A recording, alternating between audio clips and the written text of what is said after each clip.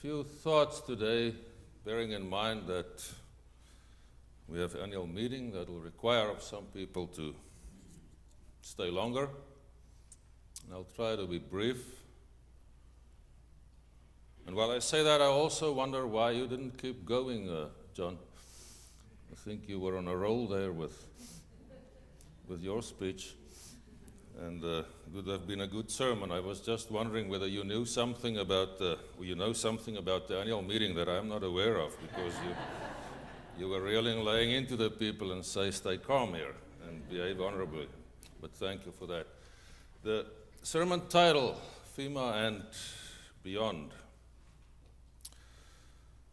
We are familiar with FEMA, I think most of us, fortunately not through first-hand experience.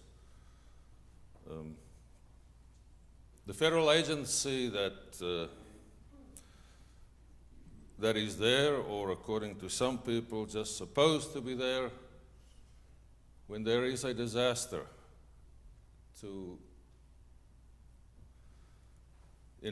do an intervention there and to try and to save lives, to prevent further damage, and to restore normalcy as much as possible to the disaster that they were called upon to intervene in. They normally do work that is not of a permanent nature.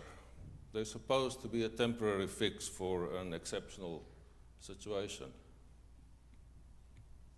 And I'll try to return to this image later on in my few words. The passage that we read, I wasn't aware that it is in the Bible. Obviously, it is there if you want to get from this part of Isaiah to the further part. But I've never read this passage until I was preparing for my sermon of Martin Luther King Day. And I read around the passage that I was thinking of using in my sermon for that service, and I discovered this, and it's a beautiful piece. I tried several times dutifully to try and read through the whole Bible, but I must confess, when I get to the begats, who begat which one and who knew which one, and all the ancestry and genealogy, that I didn't make it past that. So I found this beautiful passage, this beautiful poem here, a passage that deals with a very specific and a very traumatic period in the history of the southern kingdom of Israel, with Jerusalem as their capital. The northern kingdom at that stage has already been destroyed, and the people dispersed and disappearing as a people into what is called the diaspora, the dispersion of the people of the northern kingdom. The southern kingdom of Judah and Benjamin, two of the tribes of Israel, however, remained, with their capital in Jerusalem. And they managed, in a very volatile period in the history of the world, to survive as a kingdom through being a vassal or a colony of the Babylonian Empire. And then, after treacherous behavior towards the empire struck back and destroyed them completely. Ransacked the city, tore down the walls, destroyed the temple, and then, through their clever practice that they normally did when they would conquer a people and punish a people, they would take the elites, the upper crust of that society, the intelligentsia, the experts, the strong leaders, the rich people. They would take them into captivity, and then they would transport them to their capital for acculturation, for indoctrination into the Babylonian Empire and the ways of the empire, and they would make them proper Babylonians, which was very clever. Take the dominant part of a society and force them to think the way that you want them to think, and then send them back to where you took them from, so that they can be proper Babylonians in the guise, in this case, of Jewish people. So you had the elites living in the cultural and the political capital of the world at that stage, in Babylon. It wasn't all plain sailing for them. There are a lot of pieces in the Bible text testifying to the fact that it wasn't all a happy stay for these elites. Psalm 137, I think through Boney M's song, is perhaps what we're familiar with. By the rivers of Babylon, where we sat down, and there we wept, when we remembered Zion. And how can we sing the Lord's song in a strange land? Because they felt separated from God, because God's presence was in the temple in the city of Jerusalem, and that was no longer, that was destroyed. And then there were those left behind, the elites in Babylon. Living what must have looked to those left behind in the ruins in Jerusalem like living the good life. And those left behind in Jerusalem, sitting among the ruins, trying to survive as a broken people with a destroyed city around them. Perhaps looking something like a Syrian city after everybody that you can think of bombarded it in that terrible war that is still ongoing. And in the book of Lamentations, we find something of the collective psyche of these people sitting among the ruins. And perhaps the most pertinent text that one can think of to describe their suffering and their despair in the city destroyed around them and the wall lying in ruins. Where in Lamentations that one passage said, "Is this nothing to you, you that pass me by? I that was the blossom, the flower of the cities, now something to be reviled, living in agony." The book of Isaiah stretches and addresses the period leading to the destruction of Jerusalem, the first 39 chapters. Then the next few chapters deals with comfort for the elites in the city of Babylon, saying, God has not forgotten you, even though you live far away and the temple in Jerusalem is no more.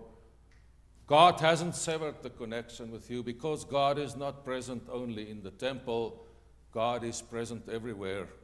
And therefore, you people of Israel that think you are forgotten in the city of Babylon, God will restore you. There is hope for you. You will one day go back to Jerusalem, but the new Jerusalem, the city of God, which will be in the city, the restored city of Jerusalem. The last few chapters, of which this passage that Henry read for us today deals with hope and comfort for the people that remain, those left behind in Jerusalem. We hear the comfort. And for me, striking verses were those that says, chapter 12, your ancient ruins shall be rebuilt. You shall rise up the foundations of many, you shall raise up the foundations of many generations. And then specifically, you shall be called the repairer of the breach, the restorer of the streets to live in. You shall be called the repairer of the bridge, and the one that paved the streets so that it brings life. The repairer of the bridge in the wall, and the paving of the streets so that it is life-giving. What is that dependent on? How will this happen in this destroyed city, in this picture of absolute destruction and despair? How will it come into being? The central theme of so much of the tradition of the Jewish religion and of Christianity is found in the preceding few verses, leading into this repairer of the bridge and the restorer of the streets to live in. And it has to do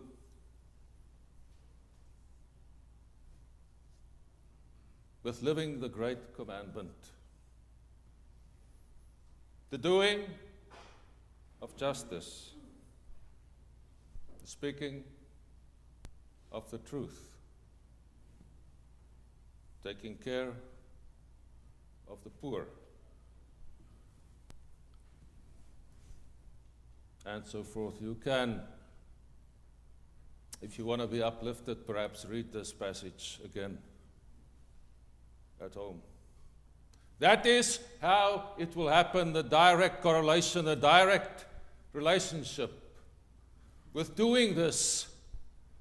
And then the people who do this will be called those that repair the bridge in the wall, and those that restore the street so that it becomes a place that is life-giving and a place for living.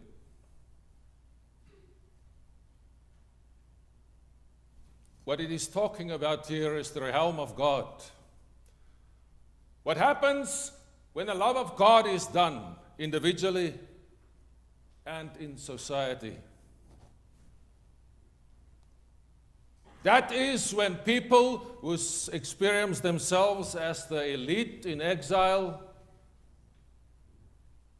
and those living as forgotten people, the ones left behind in the destroyed cities and the landscapes of despair, when there is a collective return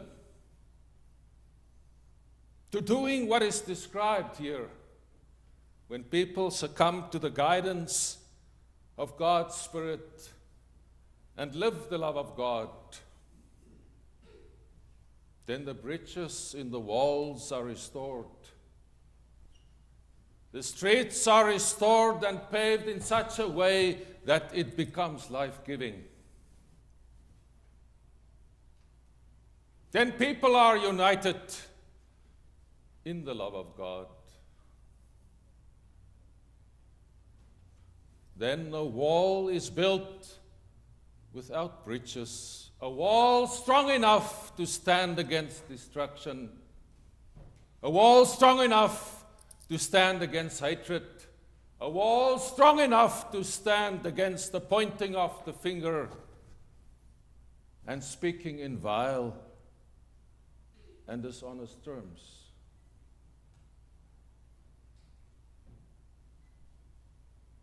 Then the city of God happens. The city of God, which is an image that is not foreign to these shores. When the people, one of the places where they started what is called the United States of America today, way back when they came to the shore to start what they referred to, the Puritans, as the city of God.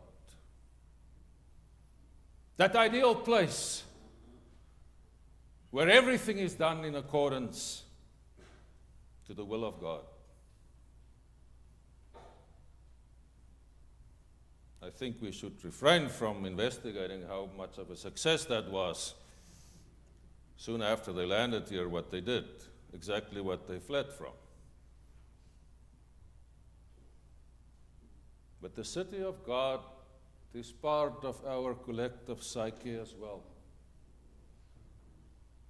The city of God that is built when the people of God, in obedience to the Spirit of God, becomes the restorer of the breaches. And when that wall is there to stand against all evil, and that wall circles a just society where peace can reign. When that wall and that environment that it creates, the streets of life and for living,